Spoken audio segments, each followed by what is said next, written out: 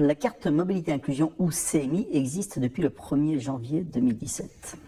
Elle remplace 3 cartes actuellement utilisées, la carte de stationnement, la carte de priorité et la carte d'invalidité.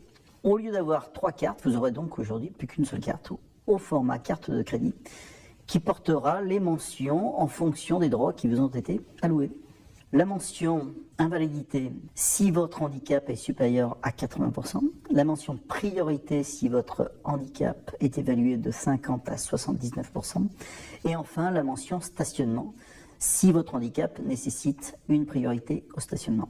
La CMI est une carte nominative, donc il va figurer sur cette carte votre nom, votre prénom et votre photo. Elle est donc incessible et elle n'est pas attribuée à un véhicule en particulier, donc vous la gardez à chaque fois avec vous et vous pouvez la poser sur n'importe lequel des véhicules dans lesquels vous vous déplacez. Qui peut obtenir cette carte? Eh bien, toutes les personnes handicapées, quelles qu'elles soient, à partir du moment où elles font la demande grâce à un dossier MDPH, c'est donc la MDPH qui va attribuer cette carte CMI comme elle attribuait auparavant la carte d'invalidité ou de stationnement. Tout cela se passe au niveau du département. Pour obtenir cette carte, il faut entrer dans différents types de critères que je vais vous décrire maintenant.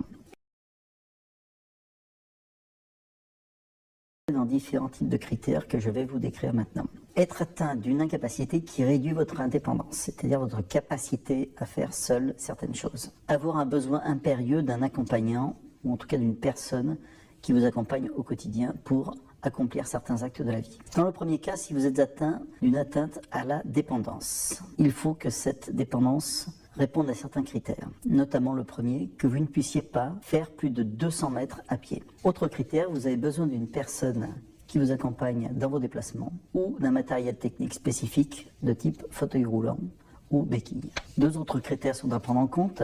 Vous pouvez être amputé d'un membre inférieur et donc avoir une prothèse ou avoir besoin d'un système d'oxygénothérapie qui réduit considérablement vos capacités à vous déplacer. Pour obtenir cette carte, comme je l'évoquais, il faut donc remplir l'un ou plusieurs des critères précités et bien sûr faire votre demande via un dossier MDPH.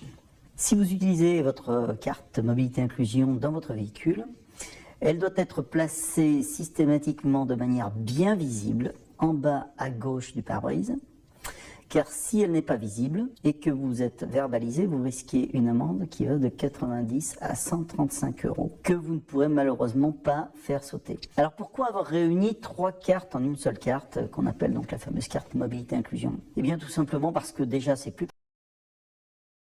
Pourquoi avoir réuni 3 cartes en une seule carte, qu'on appelle donc la fameuse carte mobilité inclusion? Eh bien tout simplement parce que déjà c'est plus pratique.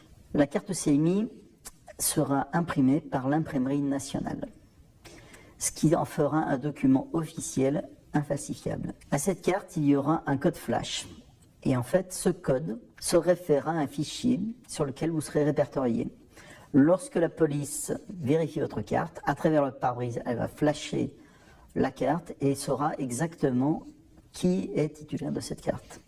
Ce qui fait qu'une personne qui n'est pas titulaire de la carte ne pourra jamais utiliser une carte dérobée ou une carte falsifiée. Ce qui va considérablement réduire le surusage des places de stationnement réservées que nous constatons aujourd'hui dans les différentes villes de France. Si jamais vous avez perdu ou si jamais on vous a volé votre carte CMI, vous pouvez faire une demande à l'imprimerie nationale de renouvellement de cette carte.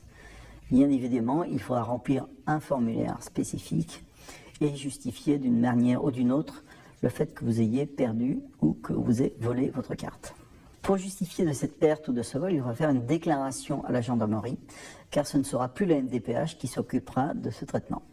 La carte CMI peut servir aussi à vos accompagnants, si ceux-ci vous font monter à bord de leur voiture.